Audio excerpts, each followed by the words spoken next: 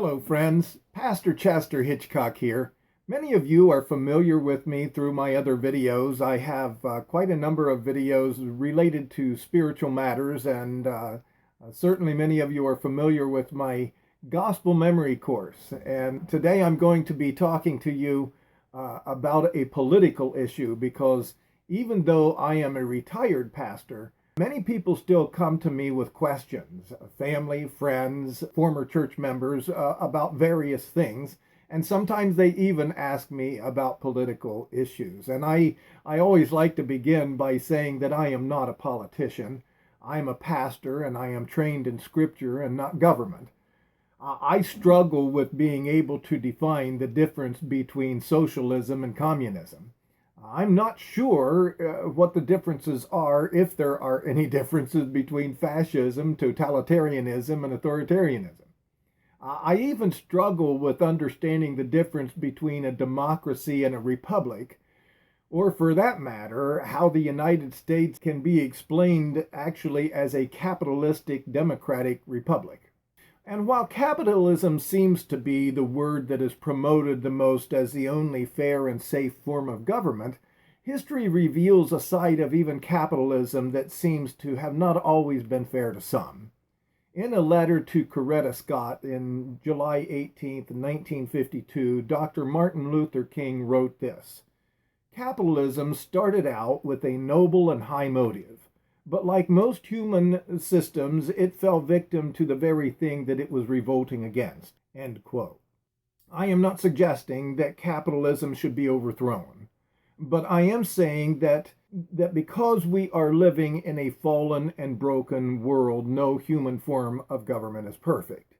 Even our own government is capable of, quote, falling victim to the very things that it was revolting against, and that it must be continually kept in check by both its leaders and its citizens. To begin with, let's look at capitalism.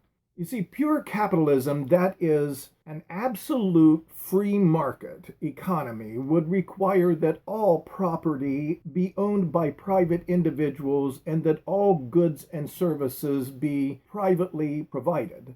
Prices then would be allowed to fluctuate based on the supply and demand, and all transactions would be voluntary, not compelled or restricted by the government. And this system, as I said, would be called pure capitalism, or some call it laissez-faire capitalism. The United States is not a pure capitalistic society or government. What we have is a mixed economy. It works according to an economic system that features characteristics of both capitalism and socialism. A mixed economic system protects private property and allows a level of economic freedom in the use of capital. But it also allows for the government to intervene in economic activities in order to achieve social aims for the public good. For example, trying to keep prescription drugs down, at least to some degree. Now, with that, I have pretty much exhausted my level of government and economic wisdom that I have gathered in recent years of trying to understand how some verses in Scripture can work together with others without contradicting. I have discovered that there are verses in the Bible that support what we would call capitalism, while other verses lean more towards socialism, and like it or not, even communism. Here are a few examples. First, with capitalism. Proverbs chapter 31, verses 16 through 18 says this: "She considers a field and buys it. With the fruit of her hands she plants a vineyard. She dresses herself with strength and makes her arm strong. She perceives that her merchandise is profitable. Her lamp does not go out at night." Or 1 Thessalonians chapter 4, verses 11 and 12. "And to aspire to live quietly, and to mind your own affairs, and to work with your hands as we have instructed you, so that you may walk properly before outsiders and be dependent on no one." Here's 2 Thessalonians chapter 3, verse 10.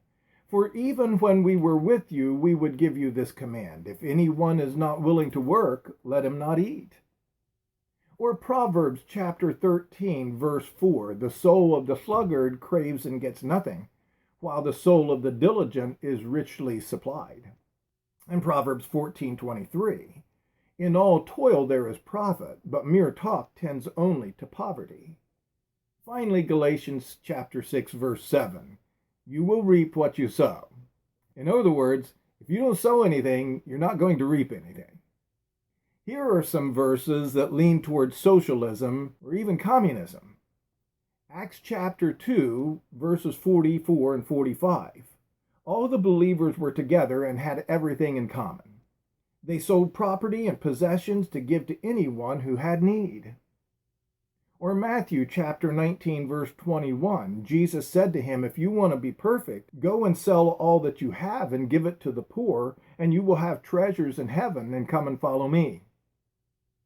Deuteronomy chapter 10, verse 18, he executes justice for the fatherless and the widow, and loves the sojourner, that is, an immigrant, giving him food and clothing. Proverbs chapter 28, verse 27, whoever gives to the poor will not want, but he who hides his eyes will get many a curse. 1 John chapter 3, verse 17, but if anyone has this world's goods and sees his brother in need, yet closes his heart against him, how does the love of God abide in him? And 2 Corinthians chapter 8, verses 13 through 15, for I do not mean that others should be eased and you burdened, but that as a matter of fairness, your abundance at this present time should supply their need, so that their abundance may supply your need, that there may be fairness. As it is written, whoever gathered much had nothing left over, and whoever gathered little had no lack. And finally, Luke chapter 3, verses 11 through 17, and he answered them, whoever has 2 tunics is to share with him who has none, and whoever has food to do likewise. Now, of course, we could find a lot more verses for both capitalism and socialism. There are plenty of verses to go around. And most Christians see no problem in holding these 2 groups of verses in their own personal lives because they happily support the needy with their free will offering. However, many churches would say we certainly don't get enough free will offering to meet everyone's needs. But many also object to the government requiring the citizens to comply. Even Jesus was questioned regarding paying taxes. Now, Americans are used to paying taxes and must at all times be willing to vote their conscience on which taxes should be raised and which ones should not. But as I said, in the United States, we enjoy what is called a mixed economy, a style of government that tries to balance what is fair in regards to personal capital and social responsibility. And as a result, there will always be a healthy push-pull debate on what is fair and what isn't. If we were purely capitalistic, our police departments, our fire departments, our hospitals, our postal service, our highways, upkeep, and all of those similar services would be independently owned. And if you think medical expenses and pharmaceuticals and the like are expensive now, you have no idea what it would be like under that sort of a system. In an imperfect world, we have imperfect solutions. And that is why the first line of the Constitution says this, quote, "We the people of the United States, in order to form a more perfect union, establish justice, ensure domestic tranquility, provide for the common defense, promote the general welfare, and secure the blessings of liberty to ourselves and our posterity, do ordain and establish this Constitution to the United States of America." It isn't perfect. It never will be. But it will require a level of biblical capitalism as well as a level of biblical socialism if we are to continue to strive to form a more perfect union. History records that striving has always led to a verbal debate and battles between the 2 parties of Republicans and Democrats. For example, in 1950, Republican Senator Robert Taft once said that the biggest danger facing the country was, quote, creeping socialism promoted by the Democrats. That's the same kind of thing that's even said today. But back then, Truman shot back at Taft with this: socialism is a scare word that they have hurled at every advance of the people have made in the last 20 years. Socialism is what they call public power. You know what that means, electric and sewer and gas. Socialism is what they called Social Security. There are an awful lot of people today who live on Social Security, and many people at that time when it was first coming out really felt that it was socialism. And in fact, more of our taxes go to Social Security than anything else. Socialism is what they called farm price supports. Socialism is what they called bank deposit insurance. Socialism is what they called the growth of free and independent labor organizations. In other words, labor unions that tried to insist upon people getting fair wages. Socialism is a name for almost anything that helps all people. Now, that is not to say that we shouldn't guard our country against becoming socialistic. However, many don't realize the part that socialism plays in our government at all times. Let's be clear, pure socialism in a fallen world is not the answer. It needs the elements of capitalism to keep it balanced. And equally, pure capitalism in a fallen world is not the answer either. It needs elements of socialism. And when the government strives for that balance, it remains healthy. And when it stops striving, then to paraphrase Dr. Martin Luther King, like most human systems, it falls victim to the very thing that it is revolting against. But socialism isn't the only danger that the United States government needs to guard against. Sinclair Lewis, a white American novelist back in the 1930s, wrote this: "When fascism comes to America, it will be wrapped in a flag and carrying a cross." Let me say that again. In the 1930s, he wrote this: "When fascism comes to America, it will be wrapped in a flag and carrying a cross."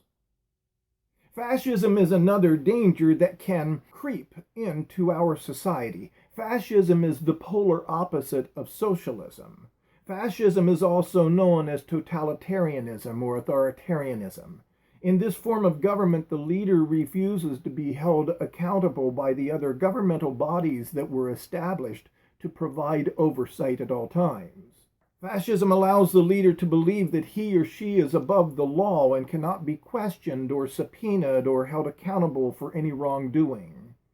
A fascist authoritarian demands total loyalty and suppresses any opposition. Currently, fascism is found in many countries and has been down through history. The most notable would be Nazi Germany, as well as Russia and South Korea and China. For many Christians today, fascism is a greater threat than socialism. The question that each Christian must ask himself or herself is, which threat do we see as fitting our current situation? And when they answer that question in their mind, it is both their American and Christian duty to speak up. Silence often is a form of complicity. Matthew chapter 13, verse 23 says, "While good men slept, evil ones came in and sowed bad seed." For me, I am more concerned with a president who has no understanding of our Constitution or constitutional law and refuses to listen to his own advisors and intelligence agencies, but continues to support and defend the known autocrats around the world. I am more concerned with the president who has had 8 of his close cabinet associates indicted and found guilty of federal offenses while claiming that he is the one draining the swamp.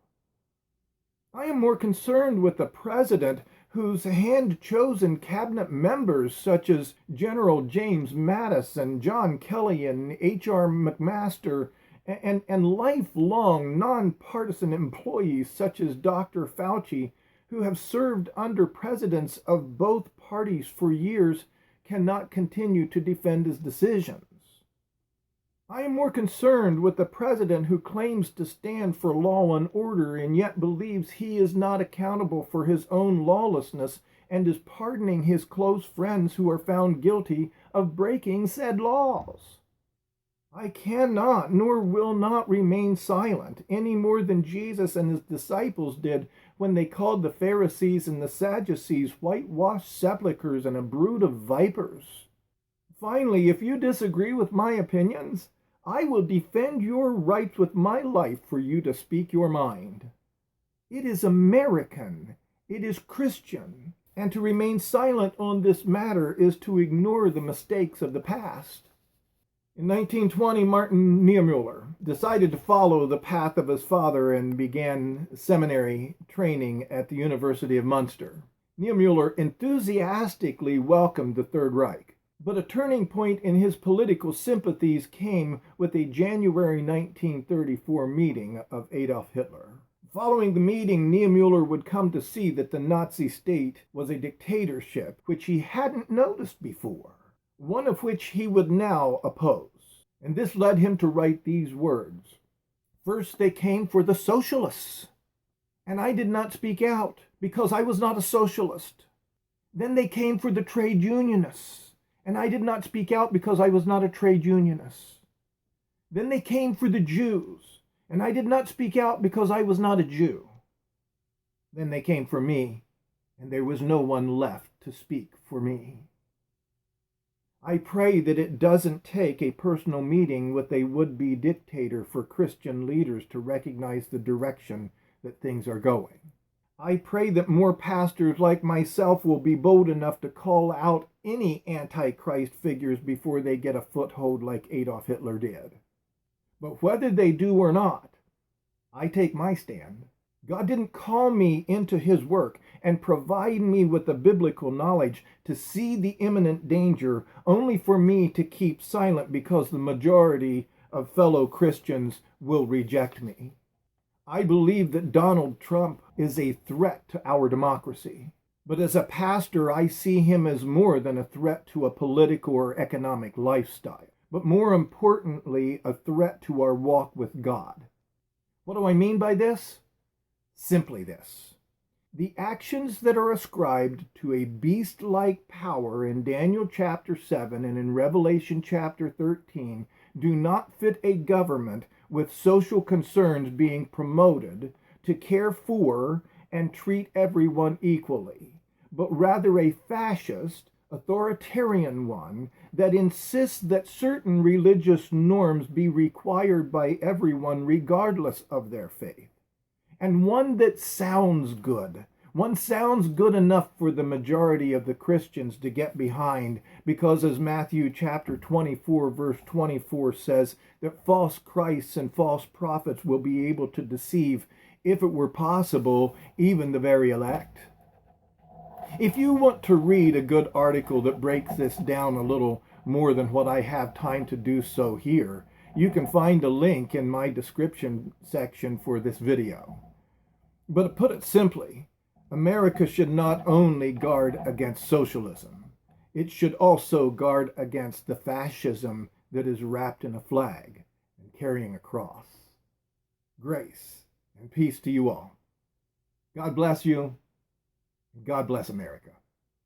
If you have not subscribed to my video yet, hit that subscribe button and then ring the bell and click all or choose all so that you can be sure to get a notification when the next video comes up. And don't forget to give me a thumbs up if you like this video. God bless. See you in the next one.